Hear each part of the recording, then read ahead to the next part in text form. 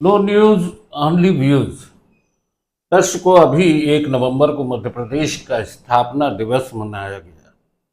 मध्य प्रदेश के विकास के संकल्पों की भी बात की गई और बहुत से मुद्दों पर डॉक्टर मोहन यादव की सरकार ने अपने विचार भी रखे। हमारे साथ हैं एडवोकेट राम किशोर शिवहरे, जो कि आम आदमी पार्टी की प्रदेश कोर कमेटी के सदस्य भी हैं। हम आपका स्वागत करते हैं। शिवहरे जी, सबसे बड़ी मुद्दे की बात है मध्य प्रदेश का विकास। आपको क्या लग रहा है कि विकास की जो बातें कही जा रही हैं और जो जमीनी तौर पे देखने में आ रहा है, उसमें कहाँ अंतर है? जहाँ तक मध्य प्रदेश के विकास की बात है, सिर्फ कुछ रोडें बना देने से मध्य प्रदेश का संपूर्ण विकास नहीं हो सकता है। जब तक कि समाज का अंतिम पंक्ति का व्यक्ति, जिसको शिक्षा, स्वास्थ्य, रोजगार, ये तमाम चीज़ें जब तक नहीं मिलेंगी, इसको संपूर्ण विकास नहीं मानेंगे। सिर्फ रोडों में पैसा यदि गवर्नमेंट लगा रही है, वो भी कर्ज लेके, हर महीने का कर्ज जो स्थिति इनके आने के पहले थी और आज है, जमीन आसमान का अंतर है। चाहे आप केंद्र सरकार का कर्ज देख लें, चाहे आप स्टेट गवर्नमेंट का कर्ज देख लें, ये पूरे कर्जे पे पूरी सरकार चल रही है। और जो रोडें बन रही हैं उसमें भी आप देखेंगे कि पूरी क्वालिटी का ध्यान नहीं दिया रहा। जो रोड 100 साल चलना थी, वो 4 साल में ही पूरी दरारें आ गई और तमाम भ्रष्टाचार उस पर दिख रहा है। सड़कों में भ्रष्टाचार दिख रहा है, बहुत चरम सीमा पे दिख रहा है। केवल सड़कों पे दिख रहा है या हर जगह कहीं ना कहीं? भ्रष्टाचार तो हर जगह है। आप किसी भी कार्यालय में चले जाए, तहसीलदार कार्यालय में चले जाए, कहीं भी चले जाए, बिना रिश्वत के, बिना उनको भेंट किए कोई काम नहीं हो सकता। आम आदमी अपना एक छोटा सा काम भी करने जाता है तो बिना पैसे दिए काम नहीं हो रहा है। ये पूरी व्यवस्था जो है चरमराई हुई है।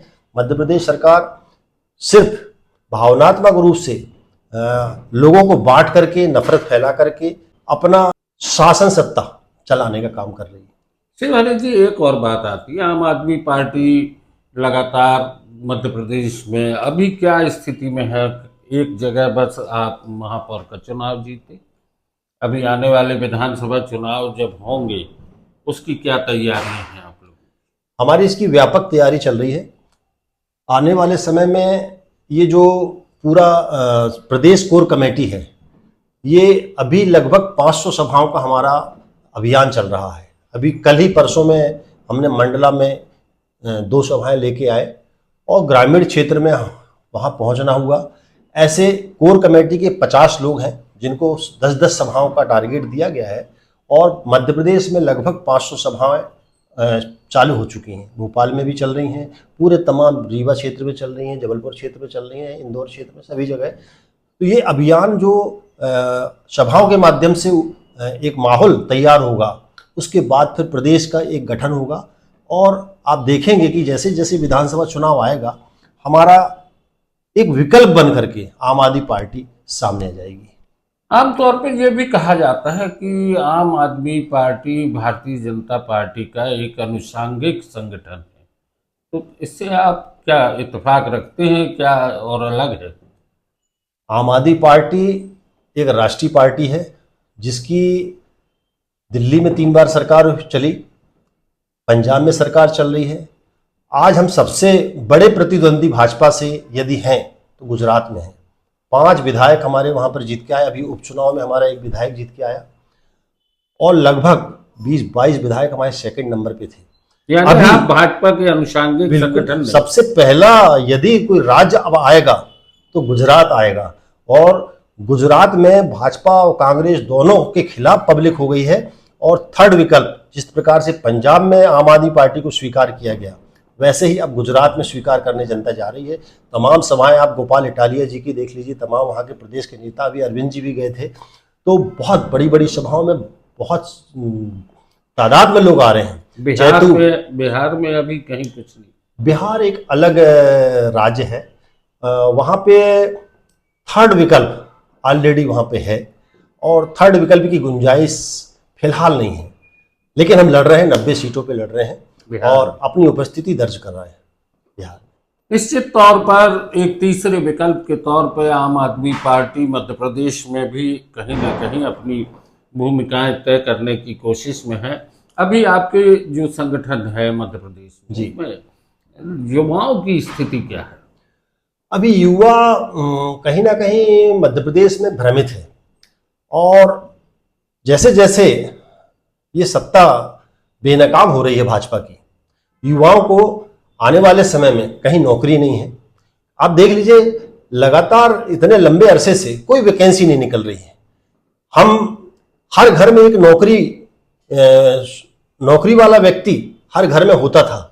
आज आप एक मोहल्ले में एक व्यक्ति नौकरी वाला मिल जाए तो बहुत बड़ी बात है। नई नौकरियां तो बिल्कुल बंद हो गई हैं। जब दिल्ली में आंदोलन चला था अन्ना हजारे का, उस समय एक आम आदमी पार्टी के करप्शन के खिलाफ एक बहुत बड़ा अभियान चालू हुआ जी। आखिर वो अभियान अब क्यों नहीं? वो अभियान तो चल रहा है, और उसी अभियान को कहीं ना कहीं कलंकित करने का पूरा उद्देश्य भारतीय जनता पार्टी के पूरे लोगों का था, और इसी कारण से हमारी जो कोर टीम है, राष्ट्रीय टीम है, उस पर उन्होंने दाग लगाने का पूरा प्रयास किया। लेकिन हमारे नेताओं पर जो भी प्रकरण दर्ज हुए, उन प्रकरणों पे वो बेदाग वापस आ रहे हैं, और पूरा जो प्रकरण है जहाँ जहाँ प्रचलित हुआ वहाँ पे कोर्ट की टिप्पणियां सामने आई कि आपने ये केस कैसे आंख बंद करके बनाए हैं, और बेनकाब हो गई भारतीय जनता पार्टी। तमाम जो विपक्षी दलों के ऊपर जो केस बने हैं, और खासतौर पे आम आदमी पार्टी के नेताओं के ऊपर, वो पूरे के पूरे फर्जी केस बने हैं। और इसलिए भ्रष्टाचार का मामला एक समय पे हमारे खिलाफ लगाने का, हमें उस दाग को चिपकाने का प्रयास किया गया था, लेकिन वो दाग चिपका नहीं। और अब निश्चित रूप से भ्रष्टाचार के खिलाफ सबसे बड़ा आंदोलन आम आदमी पार्टी करने जा रही है। यानी भ्रष्टाचार मुक्त भारत का एक अभियान शुरू होगा। बिल्कुल, ये तो हमारा सपना था शुरू से। अन्ना हजारे जी के आंदोलन से, अरविंद जी ने जो आंदोलन चलाया और उसके बाद जो पार्टी बनाई, भ्रष्टाचार ही हमारा सबसे बड़ा आंदोलन। क्योंकि जब तक भ्रष्ट व्यवस्था इस देश में रहेगी तो लोगों का कल्याण नहीं हो सकता, और जो लोगों के जो जमीनी मुद्दे हैं, जो लोगों के जीवन यापन से संबंधित मुद्दे हैं, वो सारे के सारे भ्रष्टाचार की भेंट चढ़ रहे हैं। और वो बचाने के लिए संविधान के तहत जो अधिकार मिले हैं आम जनता को, वो कहीं ना कहीं गला घोटा जा रहा है। और उसको बचाने के लिए आम आदमी पार्टी एक ऐसी पार्टी है जो सबसे पहले मुखर होकर आंदोलित होगी और आने वाले समय में जनता के साथ खड़ी होगी। शिवहरि जी, एक और आखिरी मुद्दा, कानून व्यवस्था। जी। मध्य प्रदेश में जिस तरीके से आपराधिक स्थितियों को देखने में आ रहा है, महिलाओं पे बढ़ती अपराध, युवाओं के भीतर नशे की प्रवृत्ति, बहुत सारी चीज़ें हैं, ये भी कुछ मुद्दे हैं क्या जिन पे कि आम आदमी पार्टी काम करेगी? अभी कानून व्यवस्था में सबसे पहली बात तो जो कानून बदला गया, वो समझ में नहीं आया कि कानून बदलने का उद्देश्य क्या था। वही कि वही सारे कानून आपने यहाँ पे सिर्फ धाराओं को बदल के और बनाने का काम किया। अब क्या हो रहा है कि पूरी जो व्यवस्था, चाहे आप कोर्ट में देख लीजिए, जजों के मामले में जो नियुक्तियां हो रही हैं, वो तमाम आरएसएस अपने हाथ में अपने लोगों को प्रमोट करते हुए उस व्यवस्था में स्थापित होने का प्रयास कर रही है। और पूरा पुलिस प्रशासन जो है न्याय देने की बजाय वो पूरा उनके दिशा निर्देश पे चलने का काम कर रहा है। और यही कारण है कि कानून व्यवस्था जब तक निष्पक्ष नहीं होगी तो वो काम नहीं कर सकती। दोस्तों, आम आदमी पार्टी की प्रदेश कोर कमेटी के सदस्य एडवोकेट रामकिशोर शिवहरि जी से हमने चर्चा की। आज की चर्चा यहीं तक। बहुत बहुत धन्यवाद। बहुत बहुत धन्यवाद।